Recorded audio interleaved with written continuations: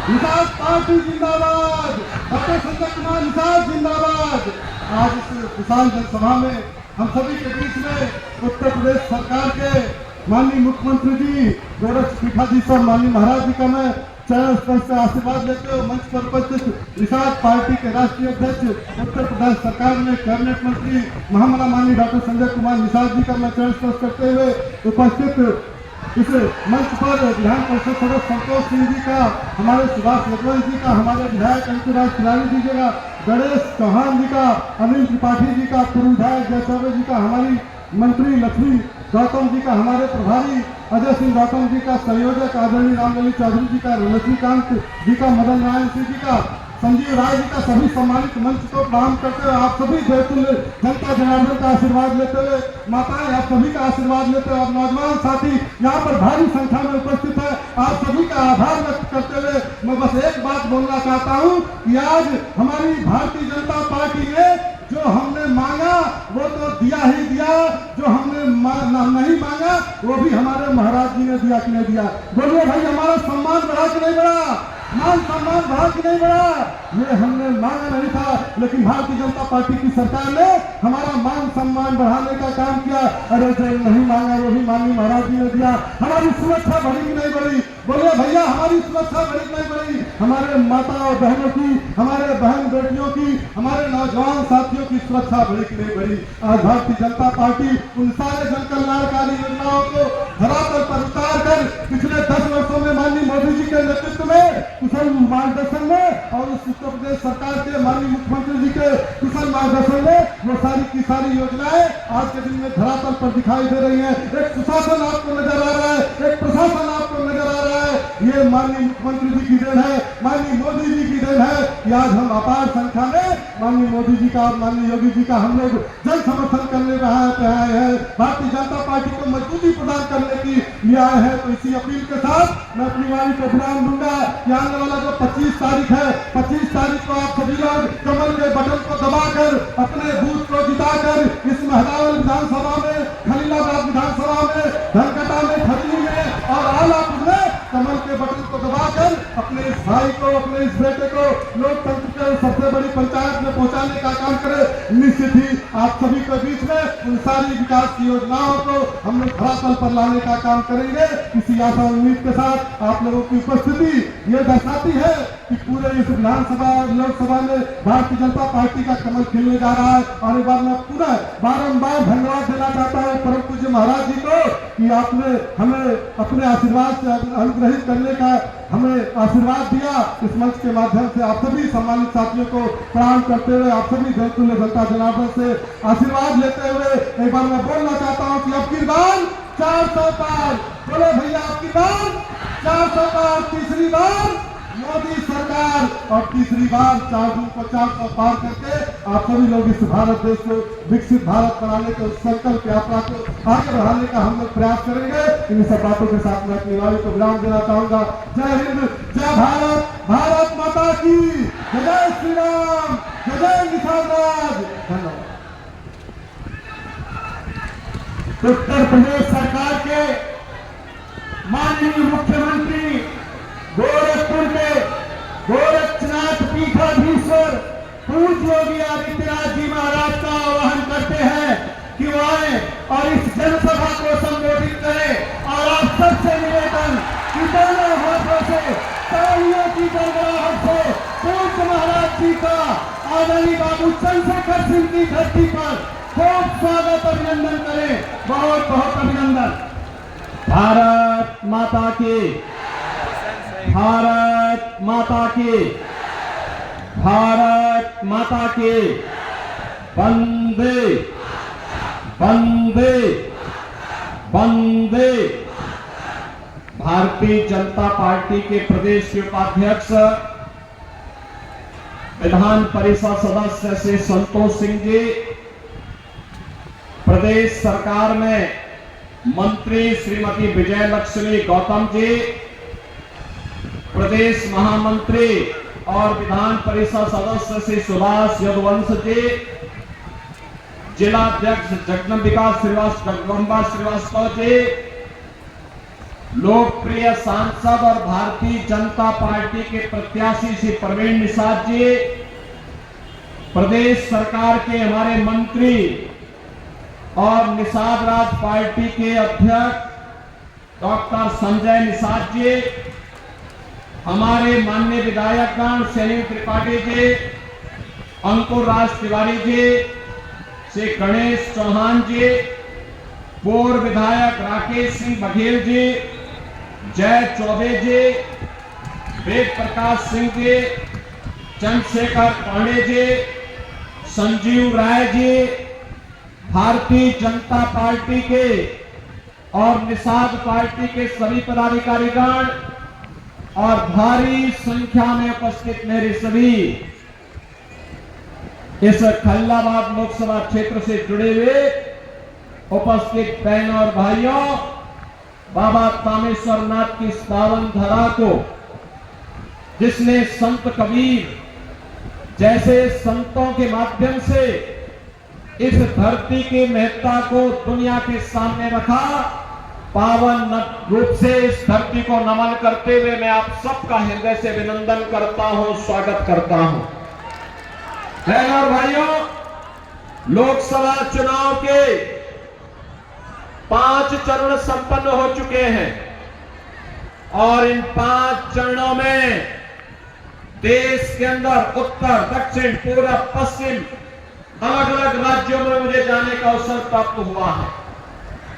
बहनों और भाइयों, उत्तर प्रदेश में भी अब तक 53 सीटों पर चुनाव संपन्न हो चुके हैं, लेकिन जनता के मन में जो उत्साह है, 4 जून को क्या होने जा रहा है, ये पहले से ही जनता जनार्दन के सामने पहले से स्पष्ट है।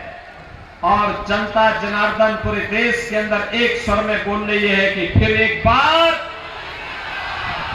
थोड़ा खलीलाबाद की आवाज में लगाइए, मैदावल की आवाज तो ऐसी गूंजती थी, अच्छे अच्छे लोग थबा जाते थे जो हम लोग यहां कार्यक्रम करते थे। फिर एक बार, फिर एक बार, फिर एक बार, और अब की बार 400 पार। जब 400 पार की बात हम करते हैं तो बहनों और भाइयों, समाजवादी पार्टी तो 400 सीटों पर चुनाव भी नहीं लड़ रही है और वह कहती है कैसे होगा, तो जनता की ओर से आवाज आती है कि जो राम को लाए हैं, क्या आती है आवाज, जो राम को लाए हैं, जो राम को लाए हैं, सहमत है ना? आप में से कितने लोग अयोध्या रामलला का दर्शन करने के लिए गए हैं?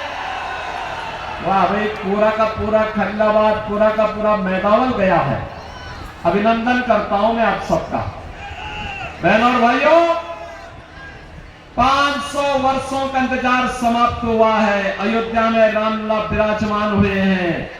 याद करिए, आपके लिए तो एक तरफ अयोध्या में रामलला का विराजमान हुआ, दूसरी तरफ इंटरनेशनल एयरपोर्ट का नामकरण महर्षि वाल्मीकि के नाम पर, रेल बसेरा का नामकरण निषाद राज के नाम पर, और भोजनालय का नामकरण जहां पे गरीबों को, जनता श्रद्धालुओं को भोजन मिल रहा है, उसका नाम पर माता सबरी के नाम पर वो बना हुआ है।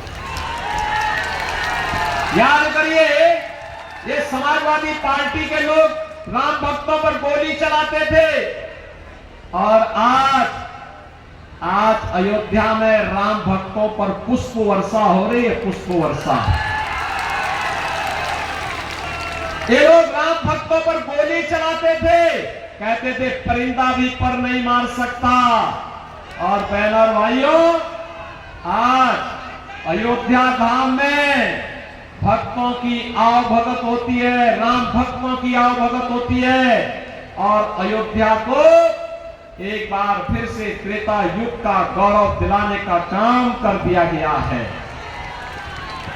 ये समाजवादी पार्टी राम भक्तों पर तो गोली चलाती है, और जिन आतंकवादियों ने राम मंदिर पर आतंकी हमला किया था उनके मुकदमों को बेशर्मी के साथ वापस लेने का काम करती है।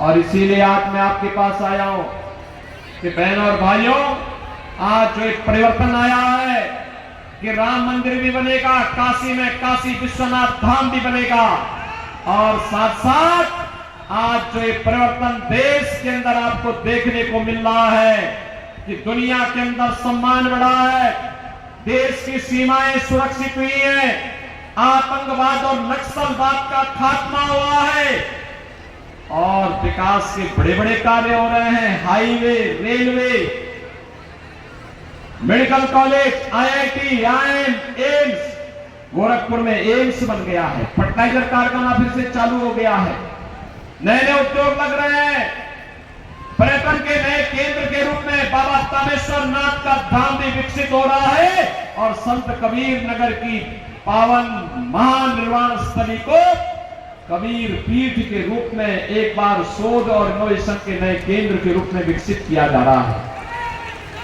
बहनों और भाइयों, बठिंडा का पुराना बर्तन उद्योग वन डिस्ट्रिक्ट वन प्रोडक्ट में फिर से पुनर्जीवित हो रहा है, और यही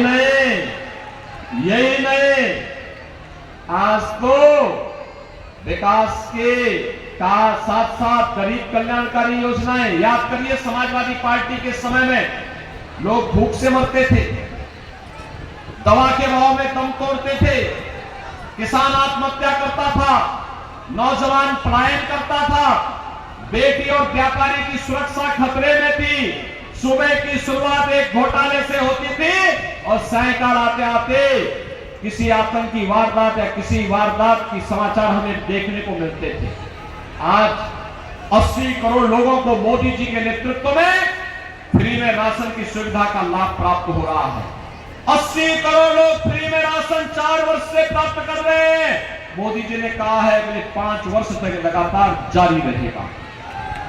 बहनों और भाइयों, जो लोग आज पाकिस्तान का राग अड़ाते हैं, मैं उनसे कहना चाहता हूं कि पाकिस्तान के अंदर 23 करोड़ लोगों का पेट नहीं भर पा रहा है वहां की सरकार। वहां पे 1 किलो आटा के लिए कैसे छीना झपटी होती है, जैसे मोहल्ले के अंदर कुछ जीव रोटी के टुकड़े के लिए आपसी छीना झपटी करते, ये स्थिति आज पाकिस्तान के अंदर आप देखने को मिल सकता है। और इसीलिए मैं कह रहा हूं, जो लोग पाकिस्तान का राग अलाप रहे हैं वे कृपया पाकिस्तान जाएं। पाकिस्तान में भीख मांगने के लिए उनको एक अवसर जरूर मिल जाएगा, वहां उनको भीख भी नहीं मिलने वाली है। 60 करोड़ लोग 5 लाख रुपए की आयुष्मान भारत की सुविधा प्राप्त कर रहे हैं। गरीब के लिए जनधन अकाउंट खुल गया है। पेंशन से लेकर के सरकार का मुआवजा या कोई भी आपदा का राहत का पैसा सीधे आपके अकाउंट में आ रहा है। बीच में कमीशन खोरी बंद। 12 करोड़ किसानों को किसान सम्मान निधि देश के अंदर मिल गया।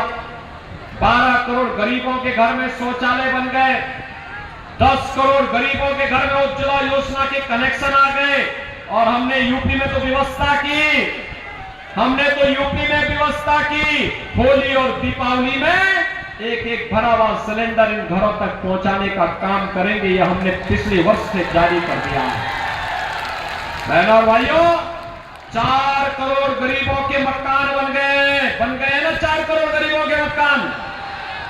और मोदी जी ने कहा है कि तीसरी बार सरकार बनेगी तो 70 वर्ष से ऊपर के हर एक व्यक्ति को हर वर्ष 5 लाख रुपए की स्वास्थ्य का सुविधा उपलब्ध करवाएंगे।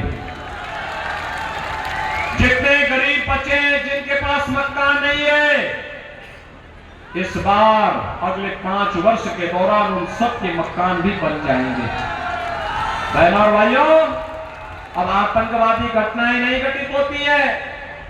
पहले आतंकवादी घटनाएं जब कांग्रेस और समाजवादी पार्टी की सरकार थी, आतंकवादी घटना होती थी, हम लोग कहते थे आतंकवाद से निपटो, ये कहते थे आतंकवादी सीमा पार के हैं। और आज तो पटाखा भी थोड़ा जोर से फट जाए ना तो पाकिस्तान सबसे पहले सफाई देता, कहता मेरा हाथ नहीं है। उसे मालूम है अगर समय से सफाई नहीं दी तो ये नया भारत है। मोदी जी के नेतृत्व में सुरक्षा भी करता है, समृद्धि भी देता है, और अगर पहले तो छेड़ते नहीं किसी को, लेकिन अगर कोई छेड़ेगा तो उसको छोड़ते भी नहीं है। बहनों और भाइयों, एक तरफ इतना कार्य मोदी जी के चमत्कारिक नेतृत्व में भारत के अंदर सुरक्षा भी, सम्मान भी, विकास भी, गरीब कल्याण भी और आस्था को भी सम्मान देने का काम। अयोध्या में रामलला विराजमान हो गए। कांग्रेस और समाजवादी पार्टी के लिए जो संभव था, आज मोदी जी के नेतृत्व में वो संभव हो पाया है। बहनों और भाइयों, यही नहीं, श्रृंगवेरपुर में निषाद राज का भी हम लोगों ने भगवान राम के साथ गले से मिलती हुई भव्य प्रतिमा की स्थापना करवाई है। उनके किले का पुनरुद्धार की कार्रवाई भी आगे बढ़ रही है। महापुरुषों का सम्मान कैसे होना चाहिए ये जानना है, देखना है, तो भारतीय जनता पार्टी की सरकारें करवा रही हैं। और इसीलिए मैं आया हूं बहनों और भाइयों, एक तरफ भारतीय जनता पार्टी मोदी जी के नेतृत्व में राम भक्तों के दल के साथ में है, और दूसरी तरफ सारे राम द्रोही एक साथ खड़े होकर के मोदी जी को रोकना चाहते हैं। बहनों और भाइयों, इनका कोई अपना एजेंडा नहीं है। ये तो अनुसूचित जाति, जनजाति और पिछड़ी जाति के आरक्षण के अधिकार में